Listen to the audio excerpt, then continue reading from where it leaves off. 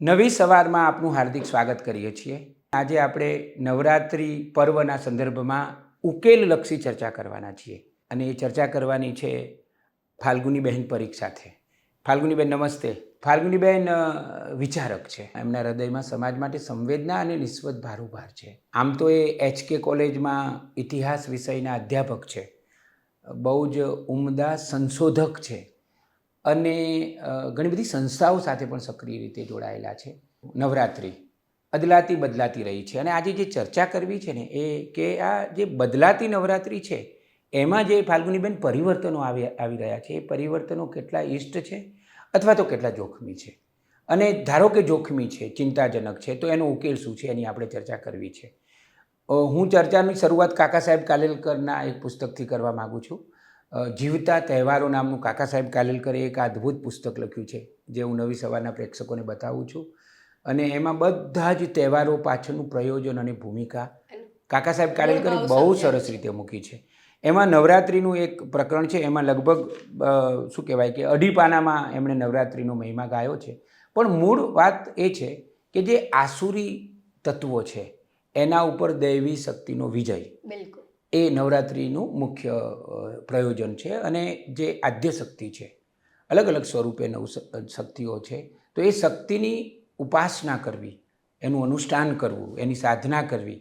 અને મજાની વાત એ છે ફાલ્ગુનીબેન કે નૃત્ય દ્વારા, એમાં નૃત્ય પણ થાય. કેટલી રોમાંચક વાત છે કે નૃત્ય દ્વારા માની આરાધના થાય અને બધા જ એમાં જોડાય. મોટાભાગે કોઈ પૂજારી કરે કે ગોર મહારાજ કરે ને પછી ધારો કે ઘણી વિધિઓમાં એવું હોય છે કે 2 જણ બેસી શકે. આપણે ત્યાં સત્યનારાયણની કથા થાય તો કે ભાઈ ચલો 2 જણ બેસી જાઓ, પણ આમાં બધા બેસો, ચલો આવી જાઓ ચાચર ચોકમાં અને માની આરાધના કરો. કેટલી રોમાંચક વાત છે. તમારી દૃષ્ટિએ પહેલાં તો ટૂંકમાં એ કહો કે અત્યારે જે નવરાત્રિ ઉજવાઈ રહી છે એ તમને કેવી લાગે છે? એમાં નવરાત્રિમાં 2-3 બાબતો છે. એક તો નવરાત્રિના 2 રૂપ છે. એક શક્તિ પર્વ તો ખરું જ, આ માની આરાધના છે. 9 દિવસોની નવરાત્રિ એટલે નવદુર્ગા છે. એને સ્ત્રીના રૂપ સાથે પણ લઈ શકો તમે. નવદુર્ગાના તમે નામ જુઓ તો એ શૈલપુત્રીથી શરૂ કરીને ધીમે ધીમે પર્વતની પુત્રી છે, બ્રહ્મચારિણી છે, પછીથી આગળ સ્ત્રી બને છે, માતા બને છે, પછી અસુરોનો સંહાર કરે છે. તમે એ જુઓ, એમાં એક રીતે નારીના જુદા જુદા સ્વરૂપની વાત પણ છે. એટલે એક અર્થમાં આ નારીની આરાધનાનું પર્વ છે. ગુજરાતની ખાસિયત એ છે કે નવરાત્રિમાં નવદુર્ગાના પર્વની સાથે એ ધાર્મિક વિધિઓ અને આસ્થાની સાથે સાથે એ ગરબાનું પણ પર્વ છે. મને લાગે છે કે ગુજરાતીઓએ જાણે અજાણે એક વસ્તુ એવી કરી કે માની માંડવીમાં જે ગરબો હતો ને, અથવા તો આપણી કોઈ ભક્ત ગરવી ગુજરાતરના માથા ઉપર ગરબો હતો, એ ગરબો એની પાસેથી લઈ લીધો અને વેપારીઓને આપી દીધો કે લો. જાણે કે ગરબો એક જગ્યાએથી બીજી જગ્યાએ જતો રહ્યો હોય.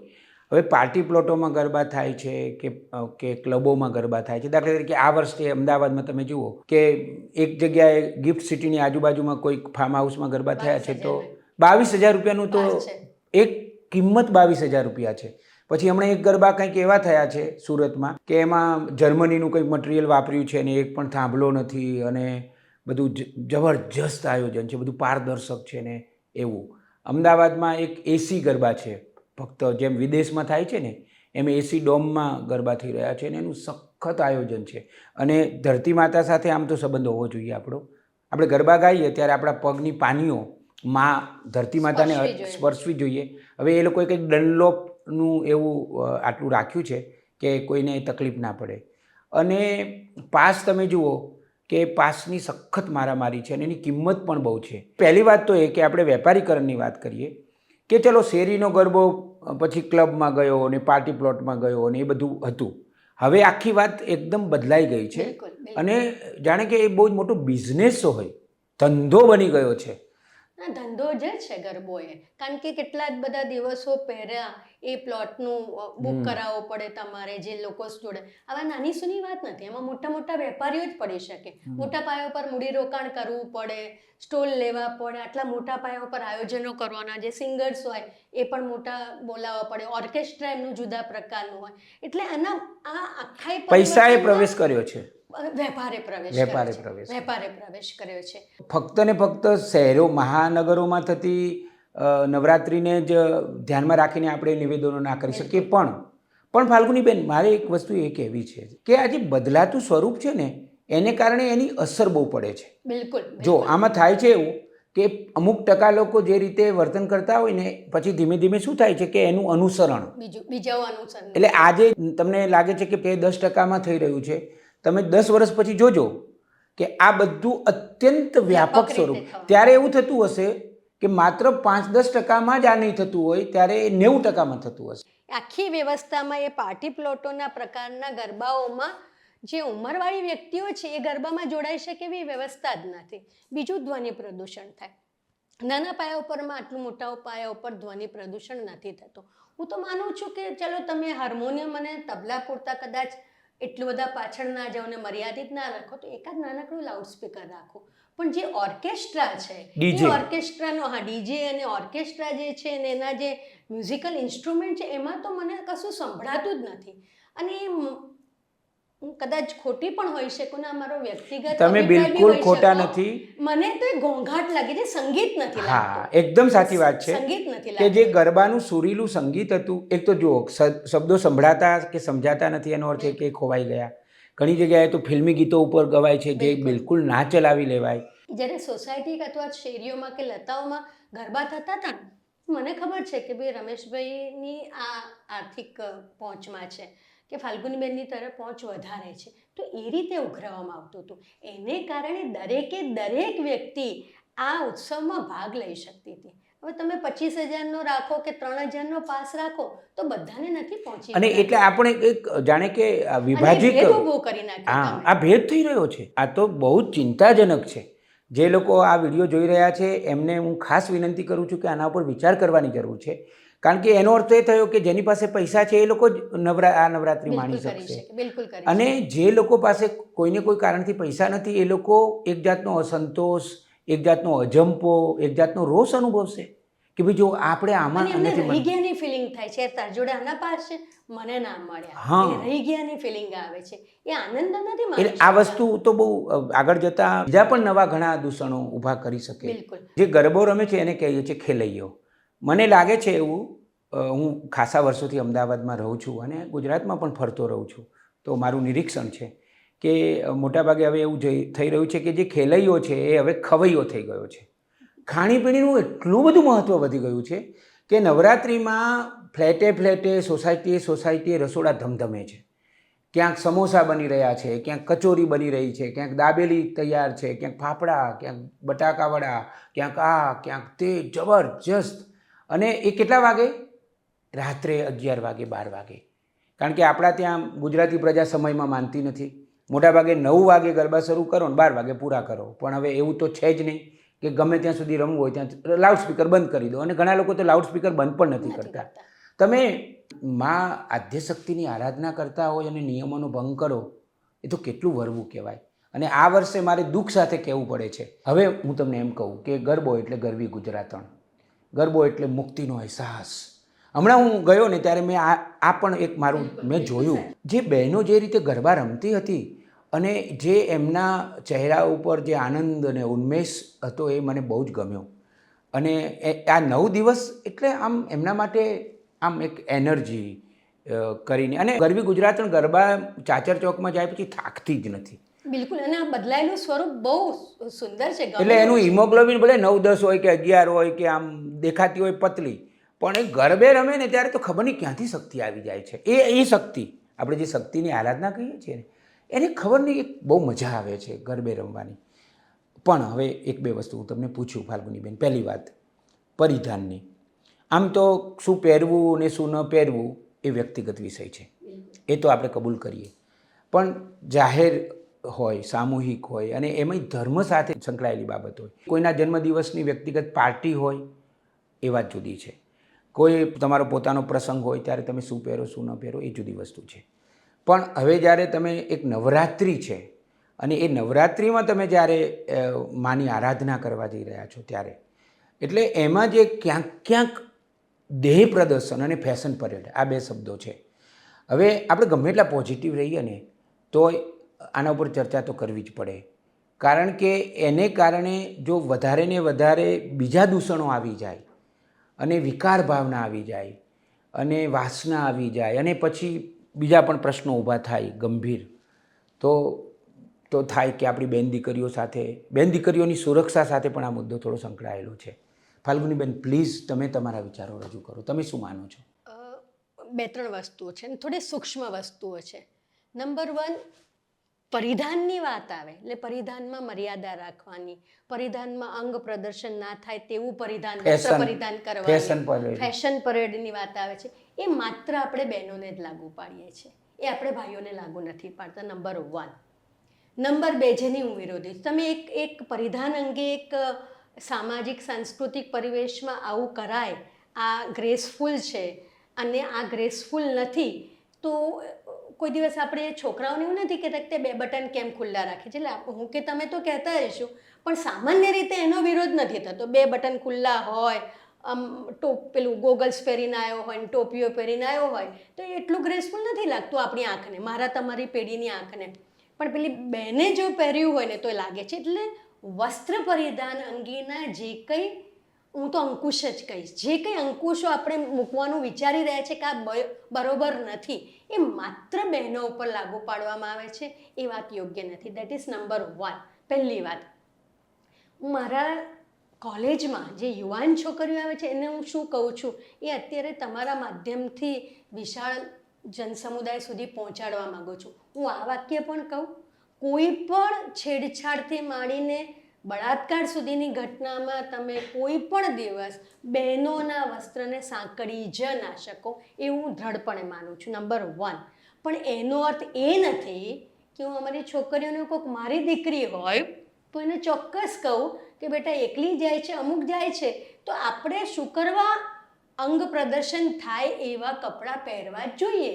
પણ એ મારો અંગત વિચાર છે, કારણ મારું કન્ડિશનિંગ છે. મેં મારા મમ્મી પપ્પા, દાદા દાદી, મારી ફોઈઓ કાકીઓ બધાને એ જ રીતે જોયેલા છે. હું પોતે પણ એ જ પરંપરામાં ઉછરી છું માટે. પણ જે નવી પેઢી છે, અગેન હું મારા બાળકોની વાત કરું, તે એમને એનાથી સહેજ પણ ફેર નથી પડતો. એ એક વાત. બીજી વાત હું ફરી વાર કહું છું કે ખાણીપીણીની વાત હોય કે કપડાની વાત હોય, દાન કે પરિધાન, હા, દાન કે પરિધાન, એ આખી સમાજ વ્યવસ્થામાં જે બદલાવ આવ્યો છે એની અસર ગરબા ઉપર પણ પડવાની છે.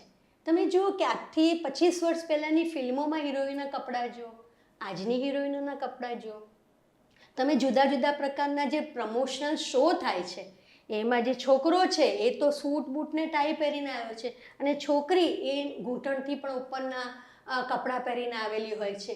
તો આપણે ત્યારે નથી કહેતા, એ એટલું સામાન્ય અને સહજ લઈએ છીએ આપણે. તમે મોટા મોટા પિક્ચરોના, ફિલ્મોના કાર્યક્રમો જુઓ, એમાં જે અભિનેત્રીઓ છે એના કપડાં કેવા પ્રકારના હોય છે, કેવા હોય છે. તો એ જે થાય છે એને કારણે નવી પેઢીને એવું લાગે કે આ તો સહજ છે, સામાન્ય છે. આપણે કાર્યક્રમોનો, એ એક્ટર કે એક્ટ્રેસનો કે દિગ્દર્શકોનો વિરોધ નથી કરતા આપણે. એને કારણે નવી પેઢી માટે એટલું સહજ લાગે છે કે આવું જ હોય ને. અને કેટલાક ઉપર તો પ્રેશર આવે છે રમેશભાઈ, કે જે લોકો આ પ્રકારના કપડાં નથી પહેરતા એમને તો મણીબહેનો કહેવામાં આવે છે. એમને મુખ્ય પ્રવાહમાં ભળવા દેવામાં નથી આવતા, એમને જુદા ગણવામાં આવે છે. તો એમની ઉપર તો ખરેખર પ્રેશર આવે છે કે આ પ્રકારના કપડાં પહેરીશું તો આપણે મુખ્ય પ્રવાહનો ભાગ બની શકું છું. અત્યારે યુવાનોમાં આ દશા થાય છે. આખા સમાજમાં વ્યાપક પરિવર્તન આવે તો જ આ વ્યવસ્થામાં પરિવર્તન આવે. આમાં કેવું છે કે કોઈ એક છોકરી અમુક કપડાં પહેરીને આવી હોય તો એને ખબર પડે છે કે એને કારણે એને એક સાદી ભાષામાં કહે ને ભાવ મળે છે, એને કારણે એનું મહત્વ અંકાય છે જે તે ગ્રુપ હોય એમાં. અને પછી આપણે કહીએ શું, હા આવા કપડાં તો ના પહેરે. તમે બેમાંથી એક જ મૂલ્ય રાખો. તમે જો ખરેખર અર્થમાં અમુક પ્રકારના કપડાં પહેરેલો છોકરો હોય કે છોકરી હોય, એને જે ઘડીએ ખબર પડી જશે કે આ પ્રકારના કપડાં પહેરવાથી સમાજમાં મારું માન ઓછું થશે, મારું મહત્વ ઓછું થશે, સમાજ મને આ કપડામાં પોઝિટિવલી લેશે નહીં, ઓટોમેટિકલી એ કપડાં પહેરવાનું બંધ થઈ જશે. પણ સમાજને કેવી છે, ખાસ કરીને બહેનો માટે 2 રીત છે. કહેવાનું ખરું ફૂલ કપડાં પહેરો, અંગ પ્રદર્શન ના થાય એવા કપડાં પહેરો, અને જોવાનું તો એવું ને મહત્વ તો એને જ આપવાનું, જોડે તો એ જ છોકરીને જઈને ઊભા રહેવાનું કે જેણે અંગ પ્રદર્શન થાય એવા કપડાં પહેરે છે. પછી છોકરીઓને પણ ખબર પડે એક સરખી રીતે છોકરો હોય કે છોકરી બંનેને આપણે વસ્ત્ર પરિધાનની અંદર એક મર્યાદા લાગુ પાડીએ. એકલી છોકરીઓને નહીં કે ભાઈ અમુક પ્રકારના જ કપડાં પહેરવાના તમારે, અમુક પ્રકારના તમારે નહીં પહેરવાના, એવું નક્કી કરીએ અને એને ખરેખર માન આપીએ. ફાલ્ગુનીબેન, આ એટલી બધી વ્યાપક ચર્ચા છે કે એમ થાય કે 2-4 દિવસ સુધી કરીએ ને તોય ચાલે, પણ હવે આપણે સીધી ઉકેલ ઉપર વાત કરીએ તો બહુ ઝડપથી 4-5 એવા મુદ્દાઓ આપણે રજૂ કરીએ કે જે ખરેખર ઉકેલ તરફ લઈ જતા હોય.